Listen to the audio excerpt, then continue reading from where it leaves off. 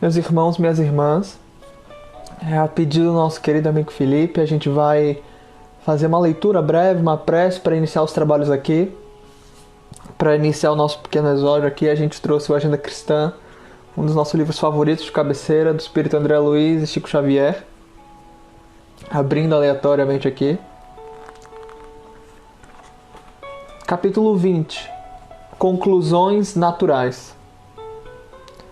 O paciente jamais desespera. O inquieto reclama agora ou depois. O corajoso suporta as dificuldades, superando-as. O temerário afronta os perigos sem ponderá-los. O iluminado brilha. O teórico fala excessivamente. O irmão estuda processo de amparar. O adversário observa os recursos de ferir. O homem comum ajuda conforme as inclinações. O cristão auxilia sempre. André Luiz. Aos nossos irmãos e irmãs, convido agora, quem desejar, é claro, fechar os olhos, mas acima de tudo mentalizar a figura do nosso mestre, querido, amigo de todas as horas, Jesus. Vamos orar.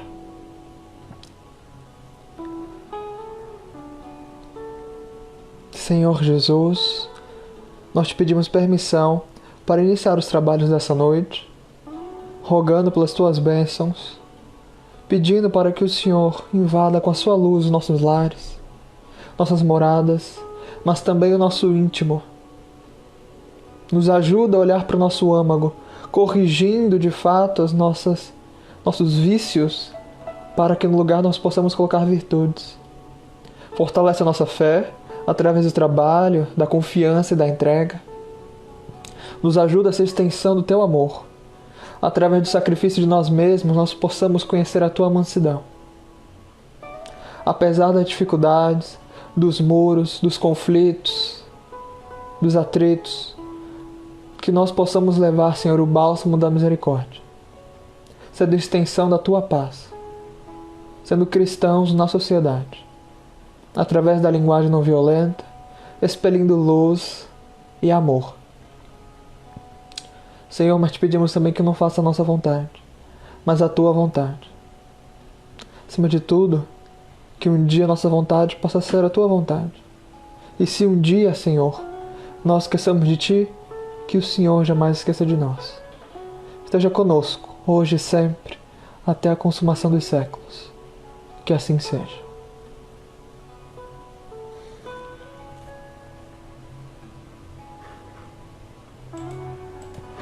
Meus irmãos, minhas irmãs, novamente boa noite a todos e todas que nos acompanham aqui na página do Centro de Educação Espírita Boa Nova.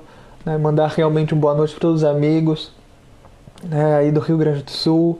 Agradecer principalmente nas pessoas, do nosso querido amigo Felipe, nosso querido amigo Éder também, que propuseram esse convite para nós, permitindo que a gente pudesse aqui ter a oportunidade de ter esse banquete de luz, trabalhando com Jesus, falando do Cristo, falando do Evangelho. Um grande abraço também para todos os irmãos e irmãs que estão nos assistindo nos outros cantos do Brasil, nesse grande movimento de conexão de almas, percebendo de verdade que nós não estamos separados, nós não estamos de fato isolados, mas estamos todos conectados pelos laços do amor, realmente imperecíveis, sacrossantos, importantíssimos, porque o amor precisa chegar a mais lugares.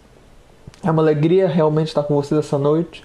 Espero um dia, se Jesus permitir, conhecer a terrinha de vocês aí no sul do Brasil. E eu logo aqui no norte do país. Antes de começar o fato, nossa conversa de hoje, a gente vai dar uma boa noite para todos os irmãos e irmãs que estão nos comentários também. Representados aqui, a nossa querida amiga Vera, a Sandra, a Luciana, o Marco, nossa querida Luziane, a Zuma, a Débora, boa noite meu conterrâneo, saudade da nossa terrinha, Nossa querida amiga Vera também, a Caroline, o Felipe, o Éder também, Muitos. O Cléo, enfim, irmãos e irmãs que vão se congregando na paz do Senhor. Enfim, quando a gente teve o convite para estar aqui com vocês, ainda que à distância, a gente propôs falar de um tema que para nós é muito importante, de uma grande relevância, que é intimidade com Jesus. Então esse tema em si vai nortear nossa fala de hoje, a intimidade com o Mestre. Então que nesses momentos mesmo que a gente busca uma intimidade com o Senhor, de fato, então, nosso coração possa bater em uníssono com o coração de nosso Senhor Jesus Cristo, razão da nossa existência, motivo de grande alegria do nosso cotidiano.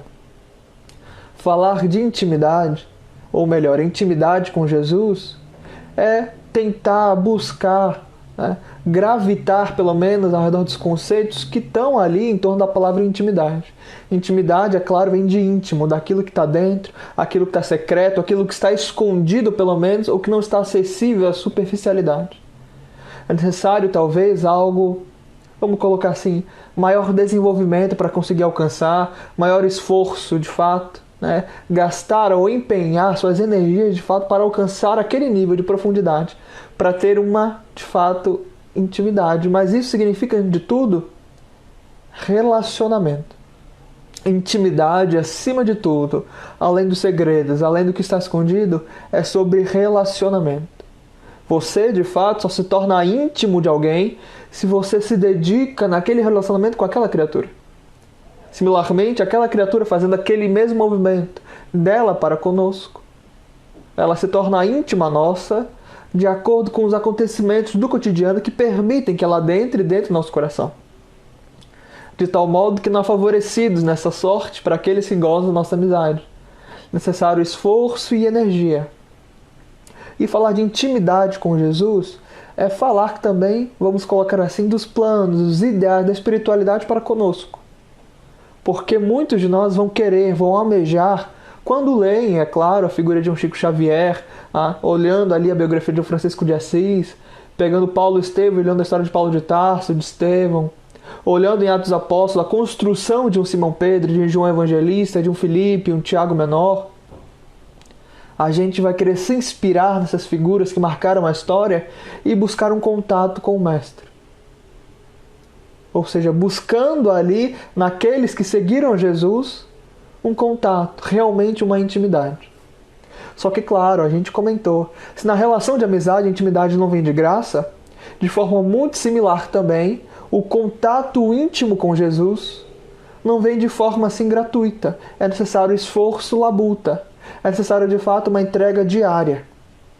A gente lembra na introdução do Paulo Estevão, que Emmanuel vai falar em relação a Paulo de Tarso, dizendo que Paulo não foi um privilegiado do céu, mas entre ele e o Cristo havia um abismo esse que o querido apóstolo dos gentios, o convertido de Damasco, conseguiu cruzar diariamente, através de uma entrega santa, constante, rumo a Jesus, rumo ao Cristo. Então, para aqueles que buscam intimidade com Jesus, é necessário, acima de tudo, um relacionamento e uma entrega. Porque há aqueles relacionamentos que ficam na superficialidade, mas há aqueles relacionamentos que buscam entregar-se para o outro.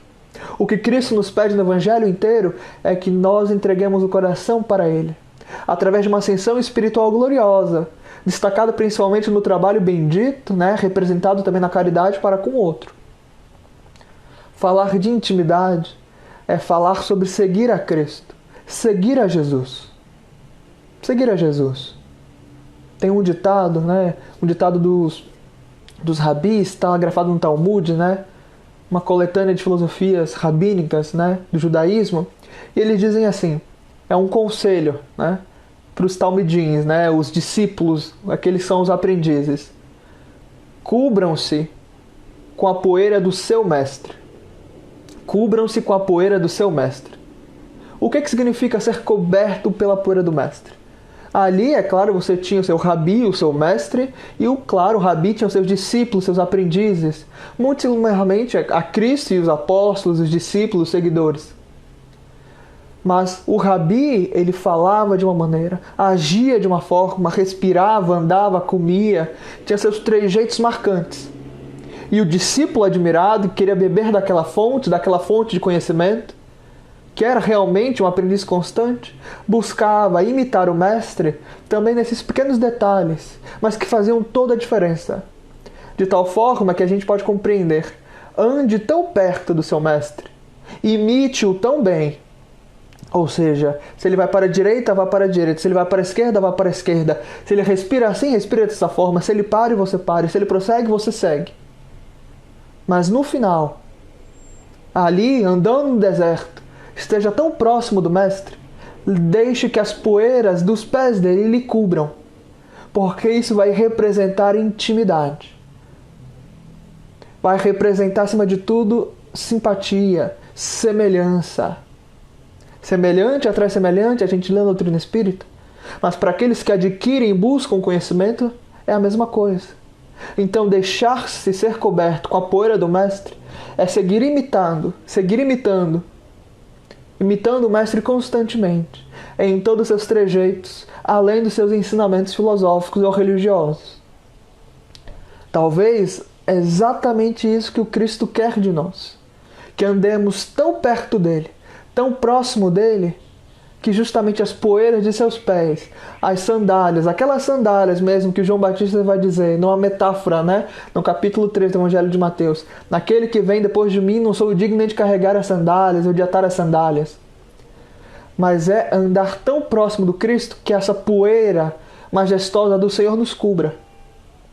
A gente pode fazer, por exemplo, um paralelo. Imaginemos uma abelha que está ali sondando uma flor.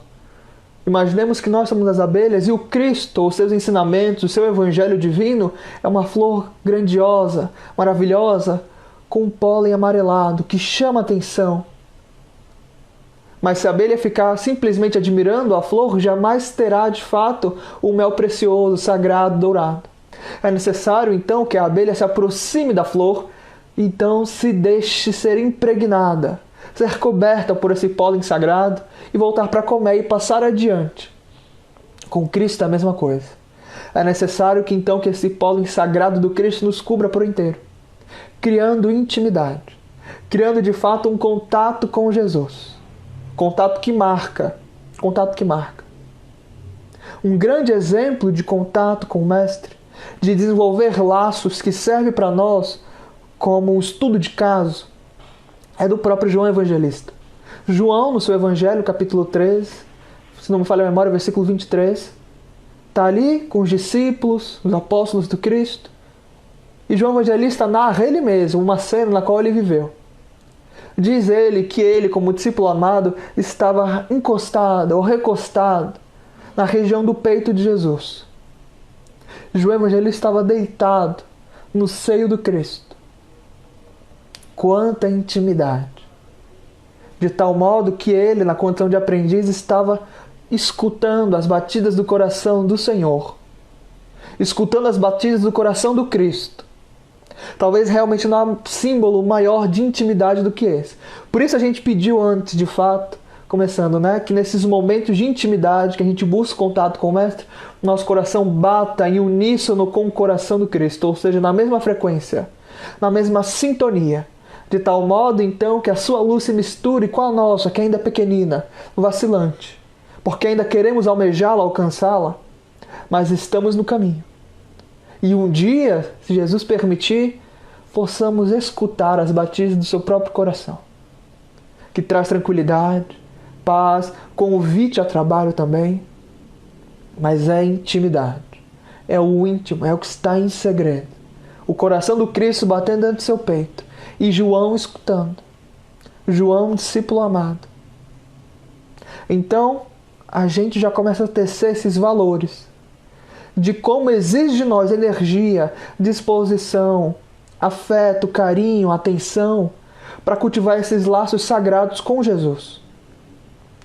Mas, fora o mundo externo que muitas vezes tira a nossa atenção, o que vai impedir de nós criarmos esses laços de amizade, fraternidade, de amor, professor e aprendiz, luz divina e receptor da luz, flor sagrada e aquela abelha que busca o mel dourado, o que vai muitas vezes de fato impedir isso não é o outro, não é o mundo externo, mas acima de tudo as nossas próprias sombras, ou seja, a escuridão que ainda habita dentro de nós, impedindo que nós alcancemos o Cristo. Por isso a gente trouxe um texto aqui e a gente quer se embasar nele para levar adiante a nossa conversa. do nosso querido professor, amigo de sempre, nosso Emmanuel, no livro Vinha de Luz, capítulo 89, intitulado Na Intimidade do Ser.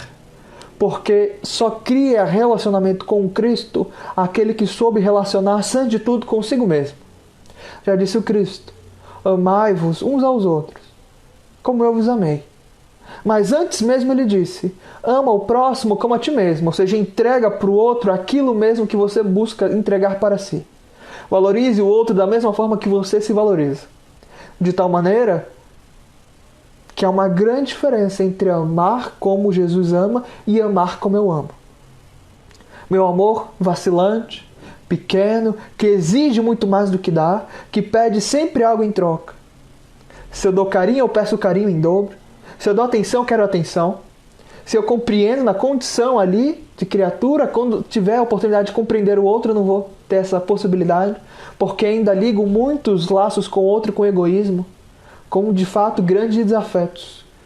A amizade, então, daquela pessoa que não sabe relacionar-se consigo, quando vai se relacionar com o outro, buscando de fato esse contato de intimidade com o outro, vai ser exatamente como um pedágio de amor, exigindo muito mais do que dando.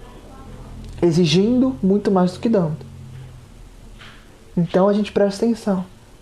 Só dou para o outro aquilo que possuo. Parece muito simples, de fato, mas quando a gente olha essa frase com mais cuidado, a gente vê: só consigo amar ao Cristo se me amo primeiro. E aqui a gente não fala do amor da forma que o mundo compreende, comprando para si joias, carros, bens materiais, passando o dia na folga, no ócio, mas acima de tudo, reconhecendo em si o trabalho que exige e tendo aspirações de se aproximar da luz, ainda que tateando a escuridão, mas alcançando o alto, aos poucos, mas sempre seguindo, caminhando. Então, relacionar-se com Cristo, criando essa intimidade, exige, antes de tudo, um degrau a menos. É criar laços profundos dentro de si, se autoconhecendo, se burilando, para então, no futuro, ter uma entrega de fato devida com Cristo. Que nem Paulo de Tarso, nosso convertido de Damasco, que a gente citou mais cedo. Paulo sopou de criar intimidade com Cristo porque criou intimidade consigo mesmo, reformulando aquilo que não prestava, que não funcionava mais, que não edificava de fato. Porque se a gente quer que o Cristo habite o nosso coração, então é necessário que a gente construa uma morada digna do Senhor, não fora, mas dentro de nós. Dentro de nós. A gente traz o texto, é um comentário de Emmanuel, a carta a Paulo aos Colossenses, capítulo 13, versículo 12. Na intimidade do ser. O versículo de Paulo é o seguinte: vós, pois, como eleitos de Deus, santos e amados, revesti-vos de entranhas de misericórdia, de benignidade, humildade, mansidão, longanimidade. Paulo aos Colossenses, capítulo 13, versículo 12. E Emmanuel prossegue, vai iniciando. Indubitavelmente, não basta apreciar os sentimentos sublimes que o cristianismo inspira. Não basta apreciar os sentimentos sublimes que o cristianismo inspira. É indispensável revestirmos-nos deles. Pensamos, por exemplo, naquele que se diz, por exemplo, um mestre Cuca, que sabe ali ser um bom padeiro, um bom cozinheiro. De nada lhe basta vestir mesmo como cozinheiro, ter a doma, ter o avental. Não adianta nem mesmo ter as mãos sujas de fato de farinha, se não lhe tem dentro do coração o conhecimento para fazer a receita. Pensando na abelha que a gente falou antes, de nada adianta, por exemplo, a abelha olhar para a flor e ainda assim não sentir o intuito, o ansejo, o desejo de seguir ali e se fartar com aquele pólen divino. Então, quando ele fala apreciar os sentimentos sublimes, é sair de um nível de superficialidade. A gente lembra, por exemplo, da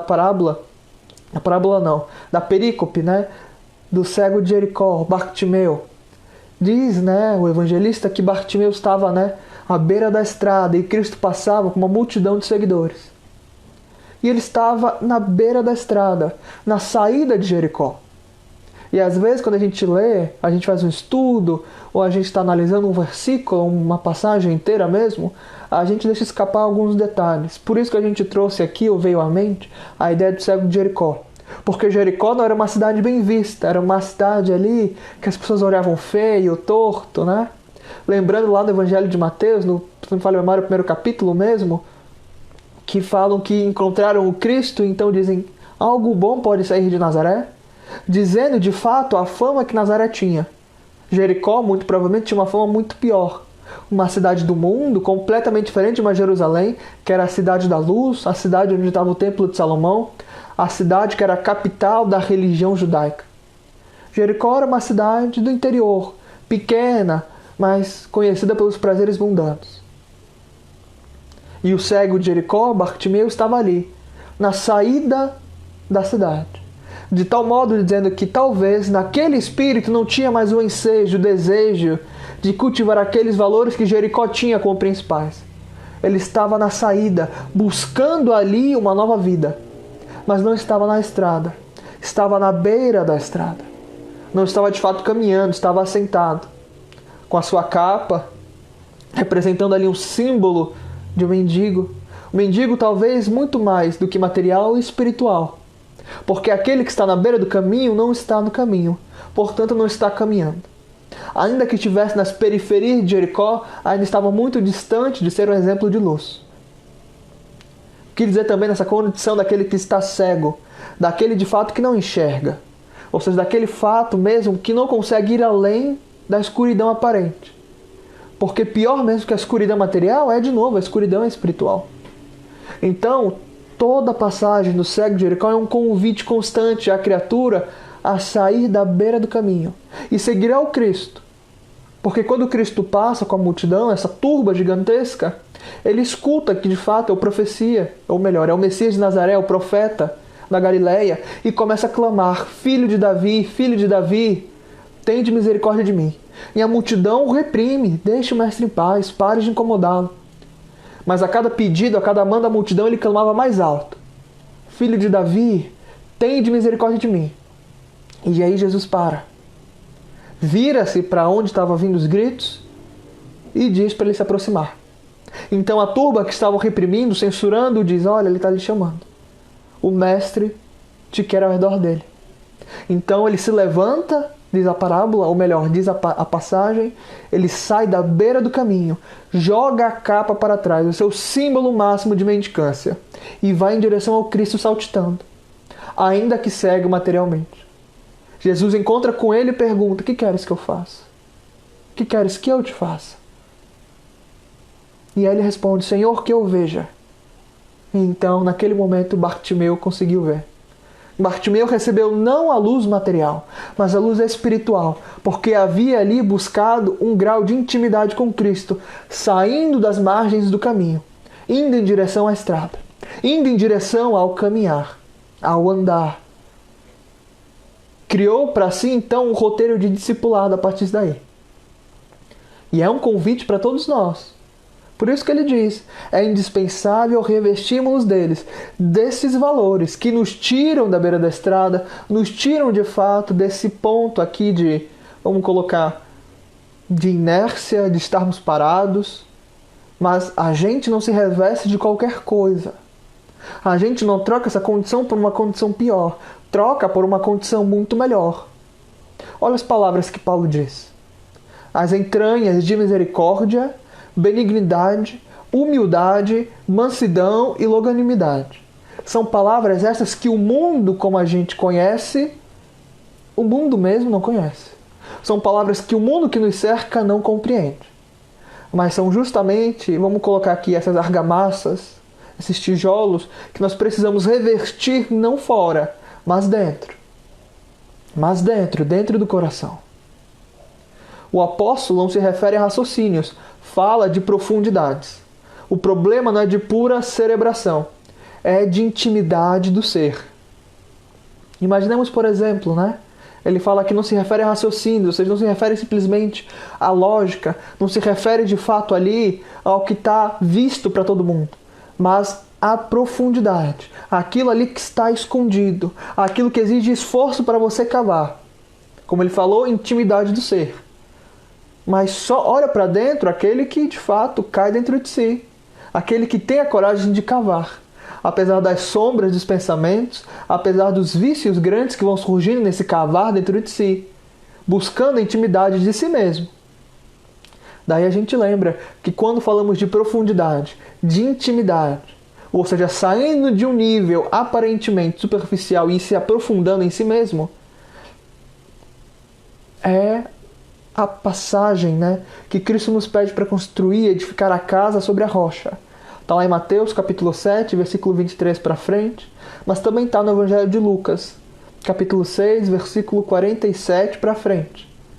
Quando Cristo diz: olha, aquele que de fato me ouve, me compreende, vem até mim, eu assemelho esse homem, esse ser, justamente ao homem que edifica uma casa sobre a rocha, que cava bem fundo, coloca os alicerces, edifica esse lar. Ou seja, o ouvir, o seguir, ou seja, ir até o Cristo, e exemplificar é substituído pelo verbo edificar. Escuto, vou até Jesus e exemplifico, representados no edificar, edificando essa casa dentro de mim mesmo. E olha que curioso, porque quando você vai cavando dentro de si, ou até mesmo um nível literal de interpretação, quando você vai cavando, você tira muito areia, muito pedregulho, muitas coisas que não prestam, porque você tem que substituir justamente isso pelos alicerces que vão edificar a casa de fato. No nível espiritual, quando a gente cava dentro de si para edificar, com valores sacrossantos de Jesus, do seu Evangelho, significa tirar de dentro de nós a areia da discórdia, pedregulhos do ódio, a terra da violência. Que não nos enganemos, ninguém colocou lá dentro. Nós mesmos, em muitas encarnações, em muitas existências, fizemos questão de colocar dentro de nós mesmos. Então, para retirar e trocar por valores imperecíveis, por alicerces verdadeiros, para construir esse lar para o Cristo e para nós, exige esforço. A pá que a gente usa para cavar dentro de si é a pá de todos os dias. Oportunidade constante que a providência nos concede para olhar dentro de nós. Por isso, aquele que de fato serve ao Cristo conhece, ou melhor, se conhece intimamente perfeitamente. Porque não desdenha de fato que é necessário olhar para si, expurgar o mal, antes de fato de querer corrigir os outros. Então sair da profundidade, olhar para dentro. E olhar para dentro não é fácil. Não é fácil. Olhar de fato e caindo dentro de si mesmo, e tirando aquilo que não presta e colocando valores, vamos colocar, que prestam, exige se afastar do mundo.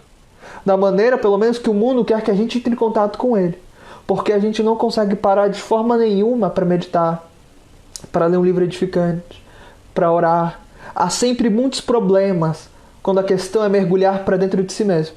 Não há tempo, há dor de cabeça, há aflição, há muitas dores. Há sempre, é claro, as dificuldades do amanhã, que já hoje já vem nos trazer muita aflição, depressão, muita ansiedade. Mas é necessário cavar dentro do solo de si mesmo e construir de fato essa morada para Cristo dentro de nós. Alguém que possua o roteiro certo do caminho a seguir, entre multidões que o desconhecem, é naturalmente eleito para administrar a orientação. Detendo tão copiosa bagagem de conhecimentos acerca da eternidade, o cristão legítimo é pessoa indicada a proteger os interesses espirituais de seus irmãos na jornada evolutiva. Tão copiosa bagagem de conhecimentos. Mas é claro, aqueles que aprendem, que leem, que vão exercitando, estão mais à frente daqueles que nunca se deram trabalho de fazer isso. Pensamos na figura de, por exemplo, um engenheiro civil, como a gente falou, construir uma casa. É necessário que ele passe muitos anos na academia, estudando plantas, as plantações, as construções, cimento, argamassa, tijolo, as vigas, estudando todos os tipos de madeira possíveis, a areia, os pedregulhos, os detritos materiais, para de fato ter o conhecimento em si para construir uma casa. Você não pede, por exemplo, o engenheiro da computação, que é o meu caso, para construir um edifício. Você pede daquele que tem uma bagagem de conhecimento acerca do assunto. Então, ele se torna responsável por guiar aquelas pessoas nesse campo do trabalho. Da mesma forma, você não pede para qualquer pessoa faça uma cirurgia. É necessário um médico que passou muito tempo laboreando, trabalhando, estudando, edificando esses conhecimentos dentro de si, arquivando, guardando, exercitando, para que então, quando chegue o momento da necessidade no hospital, numa sala cirúrgica, ele possa cumprir com seus deveres. Mas acima de tudo, essas bagagens de conhecimento elas não vêm à toa. Da mesma forma que aquele que busca um contato com o Cristo, ou seja, aquele que busca amar, e amar de uma forma, vamos colocar assim, espontânea, não deve esperar isso de forma nenhuma que venha de graça. Não há favoritos no reino dos céus. Isso não existe. Existe esforço e merecimento. Daí lembramos, pergunta 894 do Livro dos Espíritos. Kardec pergunta, mas e o que pensar daqueles que agem, fazem o bem de uma forma quase tão simples? Onde está para eles a reforma íntima? E os Espíritos respondem, não é bem assim. Porque aqueles de fato que amam dessa maneira, ou seja, que para vocês têm esse amor espontâneo, no passado lutaram. Outrora lutaram contra si mesmos e venceram. E hoje então eles podem gozar dessa facilidade de amar. O bem para eles se lhe tornou um hábito, se lhe tornou tranquilo. A gente lembra de Emmanuel no Consolador quando diz, perguntam para Emmanuel em relação à paciência, né? E um dos parágrafos da resposta ele vai dizer para nós, a disciplina antecede a espontaneidade. Então, para aqueles que buscam não simplesmente a bagagem do conhecimento, mas buscam a intimidade com Cristo, é necessária a disciplina. É necessário muito suor e muito sacrifício de si mesmo. Ainda na pergunta 394, os Espíritos dizem, vocês se surpreendem de fato com essas pessoas, porque elas são diferenciadas, porque elas são exceção. Mas não se enganem, nos mundos felizes, que onde nós habitamos, o que é exceção para vocês é regra para nós, porque é só habitados por espíritos de luz. Então a gente já vê que para tornar o bem um hábito é necessário a disciplina, é necessário o sacrifício. Da mesma forma que a gente não pode esperar que alguém retire essas areias dentro de nós por nós. É necessário que nós mesmos façamos esse trabalho. Então, daí a gente percebe essa figura do anjo na condição moral, que vai guiando a humanidade, é claro, com a permissão do Cristo, com a tutela do Senhor, mas vai guiando aqueles que estão na retaguarda, aqueles que estão atrás. Da mesma forma que nós também temos responsabilidade, seja no trabalho, na faculdade, em casa, na casa espírita, com aqueles que dentro desses universos não compreendem todos os conceitos, ou estão aprendendo de fato agora. Essa é a nossa responsabilidade como somos detentores de um conhecimento. É esse sentimento que vai fazer Paulo de Tarso iniciar as suas viagens apostólicas, indo de fato pregando a palavra de Jesus. Porque você acumula e deixa de fato seu cálice transbordar, que você se sente tão grato que você quer passar adiante.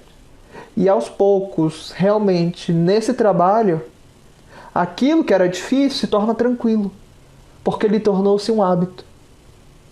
O mundo em si pode fazer o que quiser para lhe reprimir, para lhe tirar essas energias, mas não será suficiente, porque você edificou a casa sobre a rocha, sobre valores que não mudam, valores que permanecem ali imperecíveis, que não apodrecem, valores que de forma nenhuma vão ser consumidos pela traça, pela ferrugem, como está ali no Evangelho de Mateus, capítulo 6. Então aqueles que têm essa bagagem de conhecimento passam adiante, com muito carinho e perseverança. No entanto, é preciso encarecer o testemunho, que não se limita à fraseologia brilhante. Fraseologia brilhante.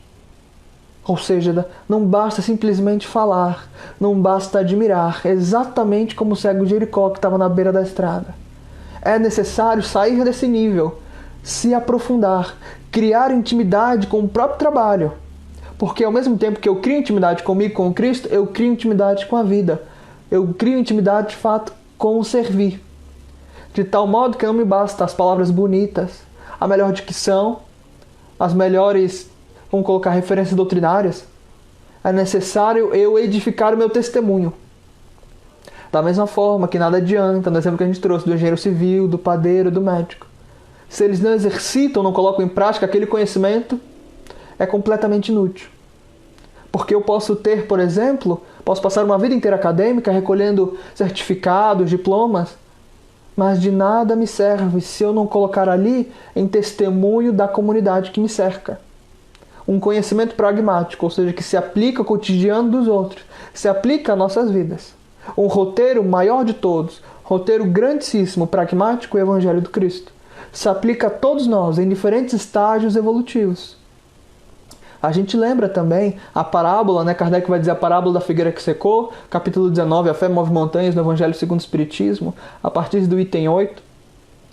E aí Kardec vai dizer pra gente que a parábola da figueira que secou, ou seja, quando Cristo sai ali de Betânia e vai buscar ali porque tem fome na figueira, e é uma figueira maravilhosa, né? A copa imensa, as folhas verdejantes, ali você sentiu o cheiro da fruta.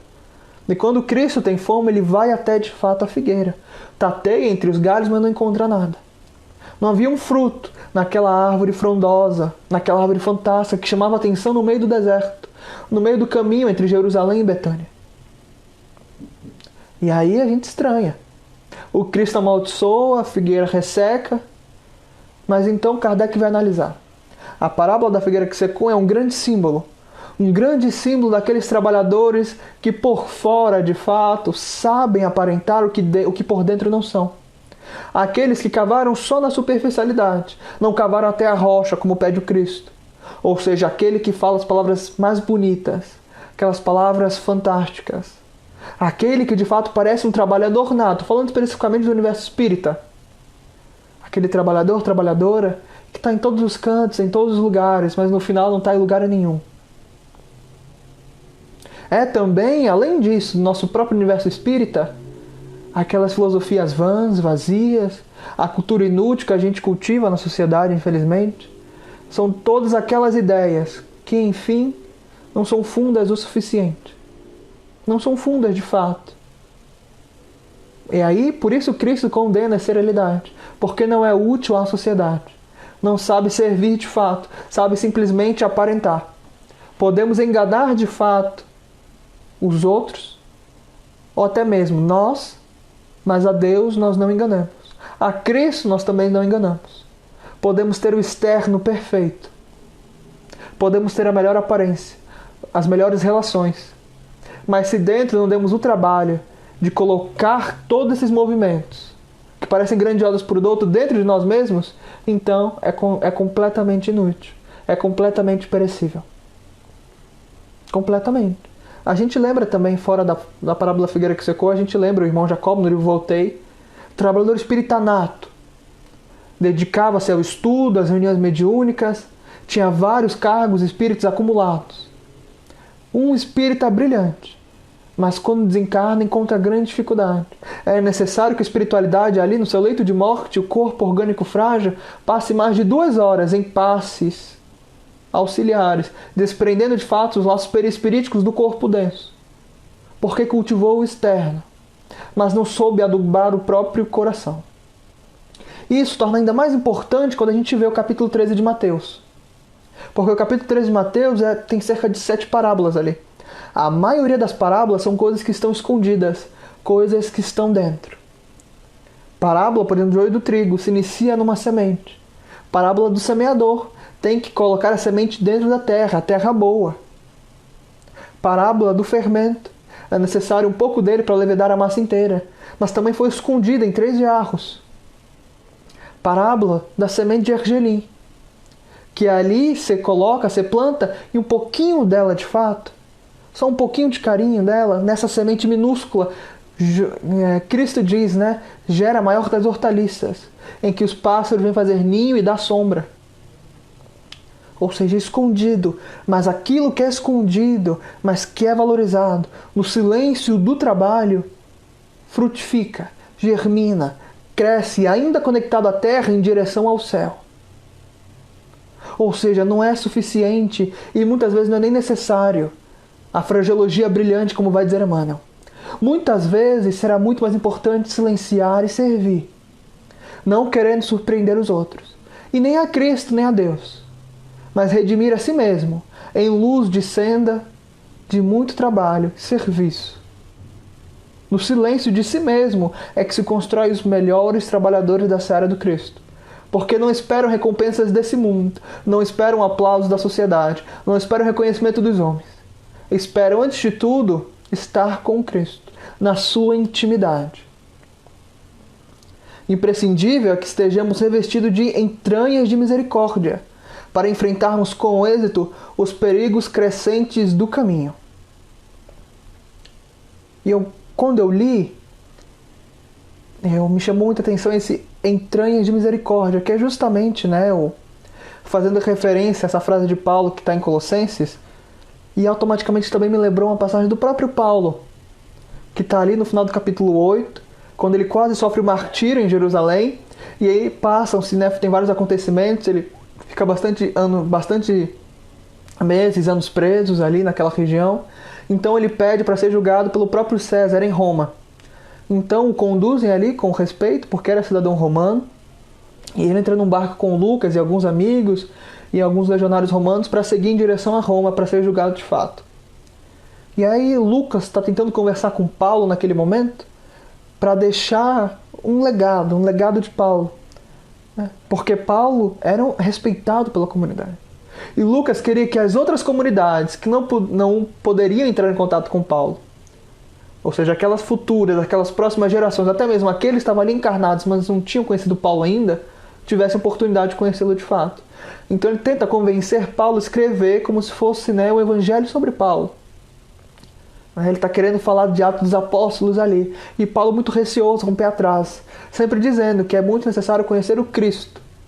É ele, criatura imperfeita, trabalhador, na sua extrema humildade que havia desenvolvido no silêncio do trabalho. No silêncio do caminhar entre uma cidade e outra, não enxergava em si esse receptáculo de atenção, de merecimento, de carinho e amor que Lucas queria dar. Mas Lucas insiste. Então Paulo vai dizer uma frase maravilhosa, justamente sobre esse nosso movimento de revestimento de misericórdia. Porque ao passo que a gente busca criar esses laços conosco, Cristo antes mesmo já está criando com nós. Nesse movimento de amar a mim mesmo, Cristo já está me amando. Porque Paulo diz, nada bom mesmo vem de nós. Cristo preenche o vácuo de nossa existência. Cristo preenche o vácuo de nossa alma. São de fato Cristo mesmo, nosso Senhor Jesus Cristo, revestindo o nosso coração com essas entranhas de misericórdia. Conosco, na pazinha, tirando a terra, a areia, e revestindo nosso coração com o seu grande amor. Esse vácuo, o vazio existencial que a gente carrega dentro de si, conosco, Cristo preenche com o seu amor. São as entranhas de misericórdia. Então a criatura que busca o contato com Cristo não se engane. Ainda que não pareça, nesse silêncio que a gente está tanto destacando aqui na nossa fala, Cristo está operante como nunca, resgatando o nosso próprio coração muito sofrido, com essas correntes já há muito tempo enferrujadas. Esse grande martírio que causamos para nós mesmos, martírio sem sentido. E Cristo preenche de fato a nossa própria existência com o seu amor maravilhoso, sem que a gente perceba. O mal, para ceder terreno, compreende apenas a linguagem do verdadeiro bem. O orgulho, a fim de renunciar aos seus propósitos infelizes, não entende senão a humanidade. Sem espírito fraternal, é impossível quebrar o escuro estilete do egoísmo. É necessário dilatar sempre as reservas de sentimento superior, de modo a avançarmos vitoriosamente na senda da ascensão. De tal modo que a gente lembra, Paulo, Carta aos Romanos, capítulo 12, versículo 21. Não se deixem vencer o mal com o mal, mas vençam o mal com o bem.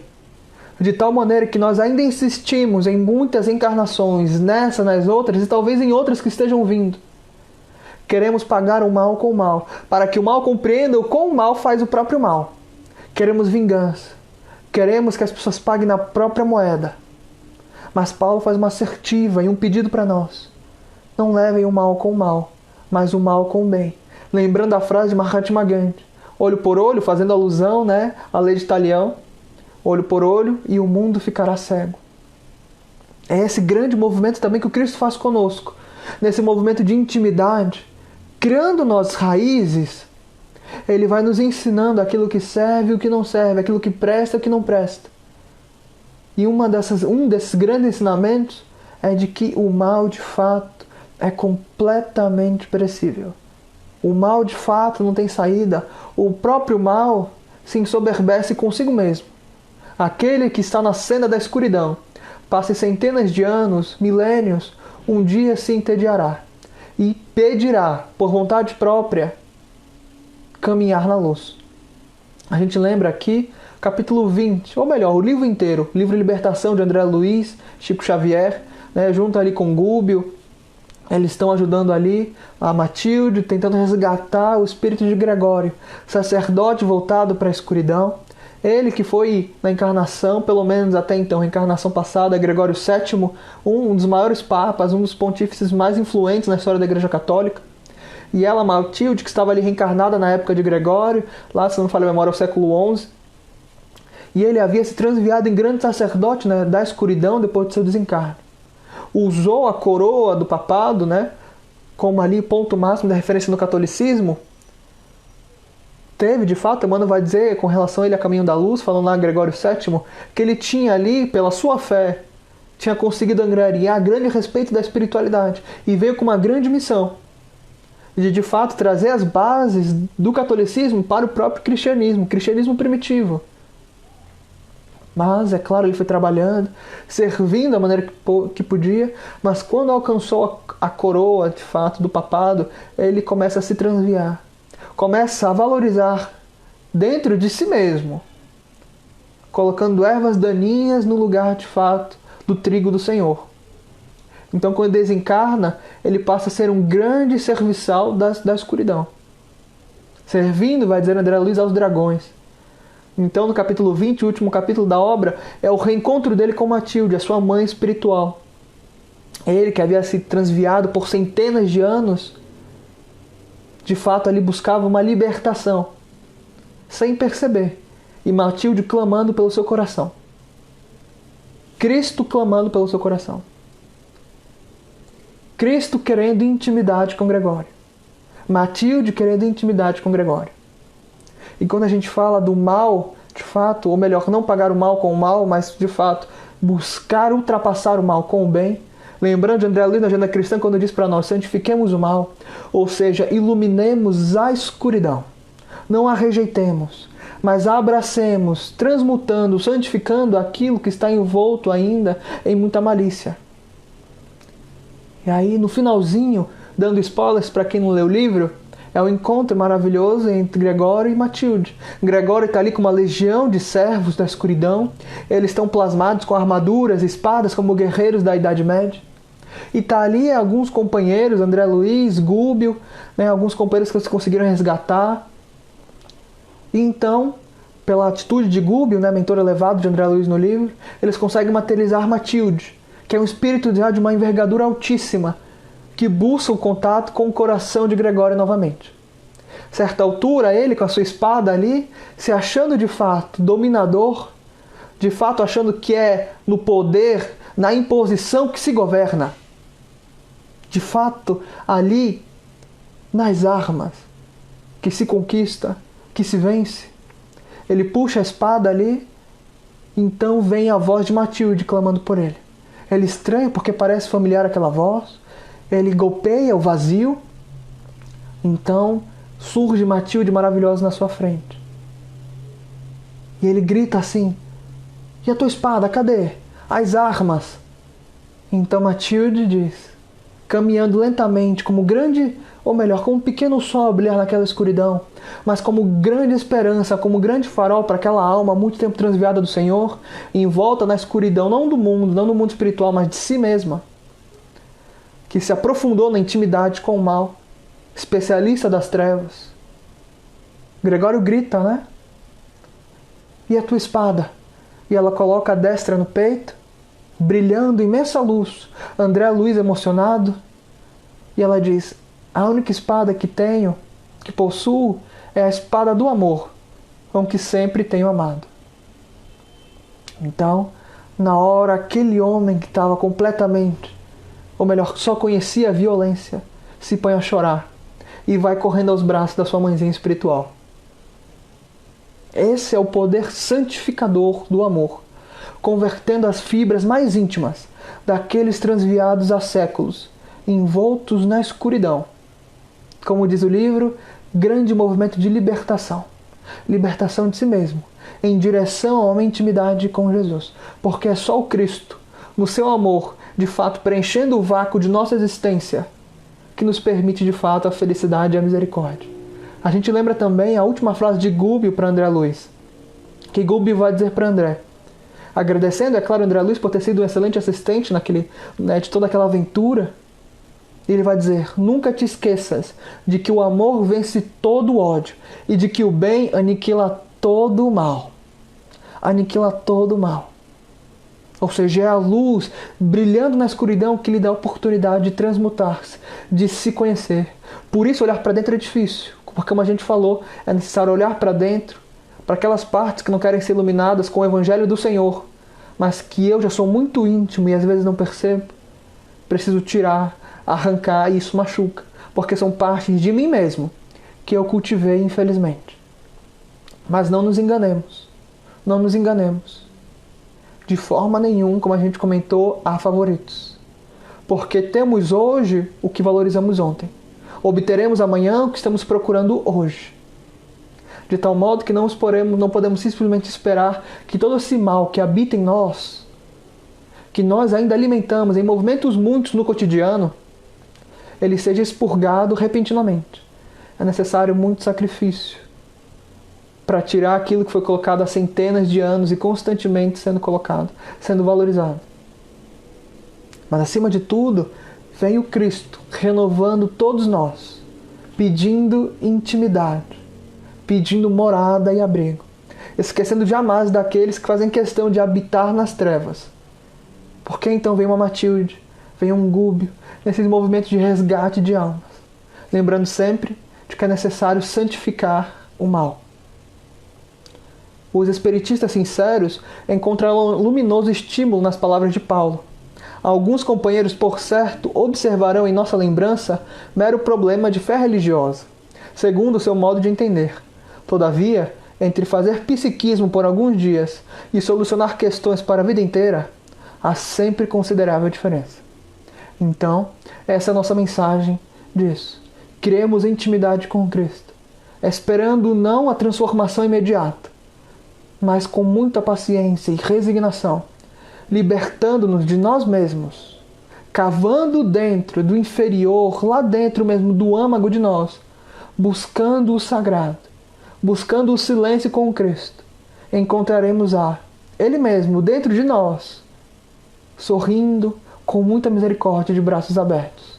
É esse movimento que cada um de nós tem, ser coberto pela sua poeira, ser coberto, revestido, não de fora, mas por dentro, com essa argamassa maravilhosa do Evangelho, que edifica lar de fato que nunca vai ser derrubado, que de fato é morada segura para todos nós, constantemente em muitas encarnações. Meus amigos, muita paz, muita força e que Jesus nos cubra com a sua poeira. São os votos do nosso amigo do Amazonas, Lucas Evangelista. Muita paz para todos. E agora a gente só quer agradecer nossos irmãos e irmãs que estão conosco, de fato. Agradecer novamente, o trabalho aqui de todos vocês aí do Rio Grande do Sul. Agradecer nossos amigos que nos convidaram a estar com vocês hoje, o Éder e o Felipe. Muita paz do Cristo para todos vocês. Agradecer a Maíra que está aqui, a Nieta, a Ana Luísa, a Elaine, nosso irmão Éder aqui do Amazonas, a Helena, o Gerson, a Ida, a Ana Maria, a Valdirene, a Patrícia, a Ângela, tantos outros irmãos e irmãs que vão se congregando na paz do Senhor. Busquemos intimidade com Ele, que Ele está ali buscando cada um de nós, constantemente. Como diz Paulo, Ele preenche o vácuo de nossa existência. Tudo de bom que nós temos vem dele primeiro. Muita paz, muita força. Jesus os abençoe.